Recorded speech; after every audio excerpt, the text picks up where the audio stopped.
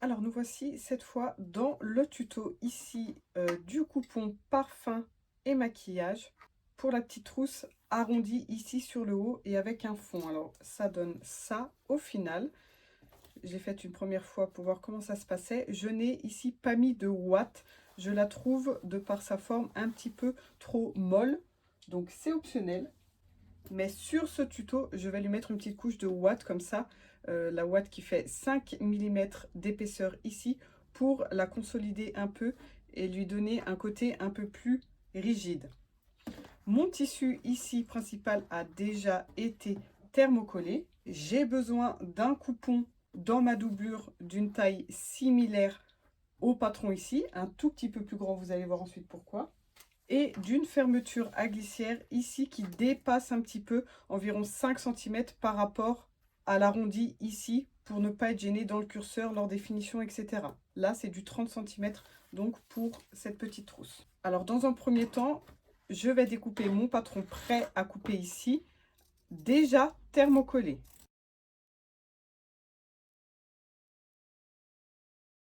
Une fois que c'est fait, je plie mon patron ici en deux, comme ceci. Ma doublure aussi en deux, comme ceci. Et là, je vais positionner mon patron de façon à ce que j'ai 1 cm qui me reste ici en dessous du fond. Parce que la doublure va être assemblée au fond ici en laissant une ouverture pour pouvoir retourner l'ouvrage tout à la fin. Donc j'épingle sur la doublure. Donc là, j'ai mon pli, je vais ouvrir. Et là, donc je coupe tout autour, partout au ras. Et ici en bas où j'ai le pli, je rajoute 1 cm.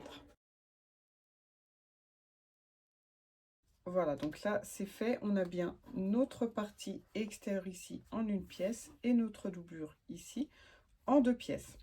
Je vais commencer donc à rigidifier encore un peu plus cette partie. Donc pour cela, je me pose ici sur une chute de ouate. La ouate n'est pas coupée exactement à la taille du patron.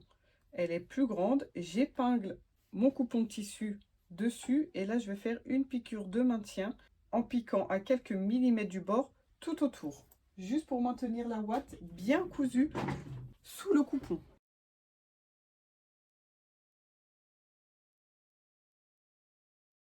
Voilà ce que l'on obtient et maintenant on peut couper notre ouate tout autour ici au ras du patron.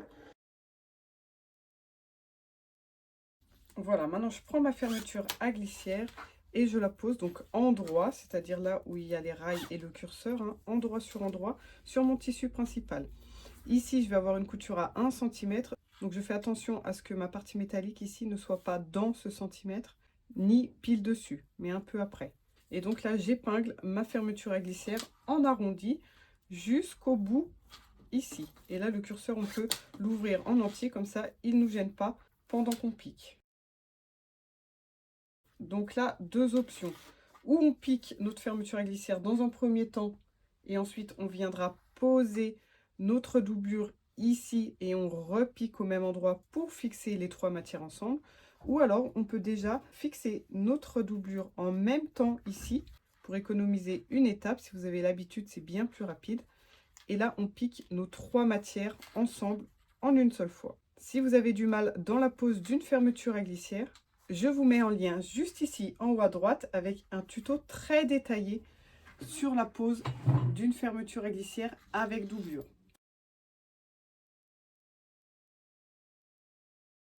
Voilà ce que ça donne ici. On a bien notre fermeture à glissière ici entre les deux. Donc là, il va falloir faire exactement la même chose en face ici de l'autre côté. Et ensuite, on ira au fer à repasser. Donc là, je peux fermer un petit peu mon curseur pour pouvoir bien me mettre face à face ici. C'est-à-dire que là, mon tissu principal doit se retrouver en face ici de l'autre côté de la trousse. Il ne faut pas faire un petit écart comme ça, sinon la trousse va être tordue. Donc pas plus à droite ni plus à gauche, mais bien en face ici. Une fois qu'on a commencé à épingler et qu'on est sûr que la fermeture à glissière est au bon endroit, on peut réouvrir ici pour avoir plus d'espace pour travailler. Alors, une fois que je rabats mes tissus de part et d'autre, donc j'ai ça sur l'intérieur, ma doublure comme ceci, et sur l'extérieur, j'obtiens, on va passer un bon petit coup de fer à repasser, donc on fait la même chose des deux côtés, hein. Doublure et tissu principal, à droite et à gauche, enfin devant et derrière. Et là, des deux côtés, je vais faire une petite surpiqûre en haut pour bien maintenir mes deux matières de part et d'autre. Donc la doublure à l'intérieur, l'autre à l'extérieur. Comme ça, on est sûr que la doublure ne remonte pas ici, près des rails. Et on ne court pas le risque d'avoir un curseur qui vient manger la doublure comme ceci. Hein, tout est bien fixé. Et c'est aussi une couture décorative qui donne une bonne finition. Voilà, une fois qu'on en est là, on va pouvoir refermer sa trousse comme ceci. Donc là, on ferme le curseur de façon à ce qu'il soit à l'intérieur de la trousse, ici, et pas à l'extérieur, sinon on ne pourra plus avoir de curseur sur sa trousse. Mais on ne ferme pas en entier ici parce qu'on a besoin d'avoir cette ouverture pour retourner ensuite notre trousse. Donc là, la doublure vient d'un côté, c'est-à-dire comme ceci, et notre trousse en tissu principal avec la ouate ici, est de l'autre côté. Si vous souhaitez mettre un ruban ou un autre détail ici, c'est le moment de le faire. Donc il faut le glisser, couper en deux à l'intérieur, côté tissu principal et non pas côté doublure. Sinon, elle va se retrouver dans vos trousses et non pas à l'extérieur. Et là, je le prends entre mes deux tissus comme ceci. La fermeture à glissière ici est couchée du côté doublure et non pas pliée de l'autre côté vers mon tissu principal. J'ai bien mes deux parties métalliques ici, les unes en face des autres. La doublure est du côté droit ici. Et donc là, on épingle bien jusqu'au bout du côté tissu principal et du côté doublure. On doit bien avoir ces décrochements ici qui correspondent. Je fais la même chose de l'autre côté. Encore une fois, la fermeture à glissière ici, vous voyez qu'elle est pliée en deux. Elle est du côté doublure. Elle n'est pas comme ceci, pliée en deux du côté tissu. Sinon, ça ne fonctionne pas.